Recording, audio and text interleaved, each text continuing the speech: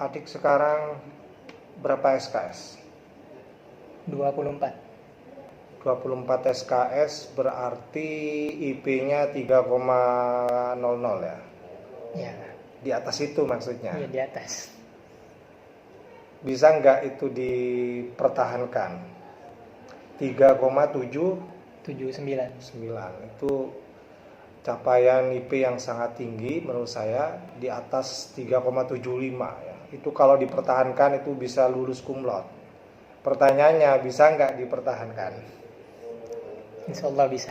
Ya, memang harus optimis, bisa untuk dipertahankan, bisa untuk ditingkatkan. Ya, harus semangat seperti itu. Bisa ya? Bisa. Bisa. Mungkin Kakak Zen ini punya tips ya untuk saya ataupun teman-teman nanti gimana cara untuk mempertahankan ataupun meningkatkan itu IP-nya daripada sebelumnya gitu. Tanya ke saya karena saya pernah jadi mahasiswa juga.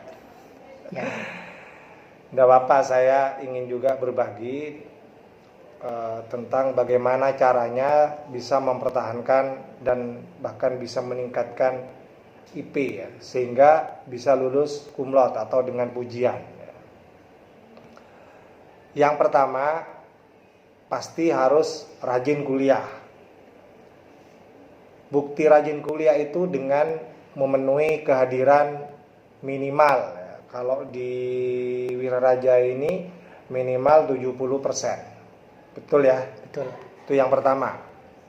Pastikan adik-adik mahasiswa rajin kuliah, mampu memenuhi kehadiran minimal 70%. Kemudian yang kedua, harus aktif dalam kegiatan pembelajarannya, dalam kegiatan perkuliahannya. Jangan hanya masuk kelas saja, kemudian di dalam kelas diam, tidak aktif dalam kegiatan diskusinya misalnya. Sebab itu jadi poin juga deh. Ya, jadi dosen itu ada yang senang kalau ada mahasiswanya itu aktif dalam kegiatan perkuliahan, dalam kegiatan diskusi. Itu jadi poin tersendiri. Itu yang kedua. Kemudian yang ketiga, supaya IP-nya baik dan terus meningkat ya. Yang kedua, harus memenuhi tugas-tugas dari dosennya. Tugas-tugas di sini adalah tugas-tugas terstruktur. Itu harus tuntas dipenuhi. Sebab kalau tidak, nanti tidak ada poin untuk mengisi nilai tugas.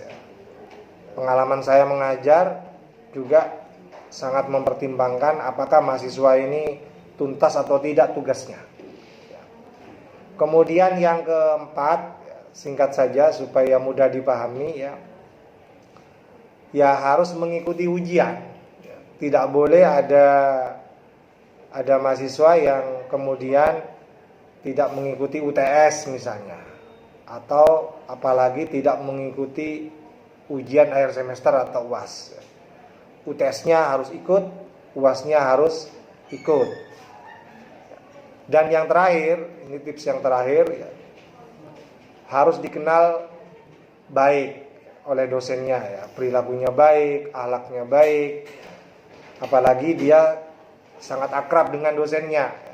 Saya kira jadi pertimbangan tersendiri bagi dosen untuk memberikan nilai, karena jujur dosen itu memberikan nilai tidak semata-mata apa yang saya sampaikan di awal tadi, hal-hal yang sifatnya formal, tapi juga ada yang sifatnya non formal ya. Yang formal itu ya minimal hadir 70%, ya kan. Kemudian harus memenuhi tugas-tugas, harus ikut UTS ya.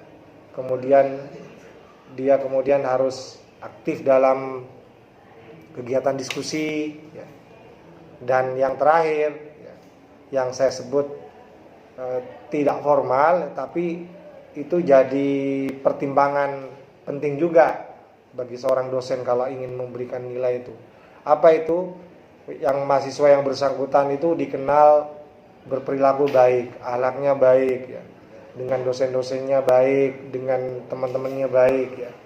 itu jadi catatan tersendiri. Kalau itu semuanya dipenuhi, yakinlah pasti bisa mendapatkan nilai baik, bahkan terbaik. Pengen tahu IP saya berapa? Berapa? Saya dulu waktu S1, sekedar memotivasi saja ya teman-teman ya, bukan bermaksud sombong ya. IPK saya itu terakhir 3,98. Jadi saya berkali-kali mendapatkan IP 4,00. Sehingga terakhir IPK saya itu mencapai 3,98. Nah, itu capaian yang saya peroleh ketika S1 dengan menggunakan tips yang saya sampaikan tadi. Nah, teman-teman kalau ingin memiliki IP dan IPK yang tinggi sehingga nanti lulusnya cum laude dengan pujian, perhatikan 5 tips yang saya sebutkan tadi. Bisa? Bisa. Saya berharap adik juga bisa dan bisa lulus dari Wiraraja dengan predikat dengan pujian. Amin. Dan cum laude. Mungkin itu saja tips kita pada pagi hari ini.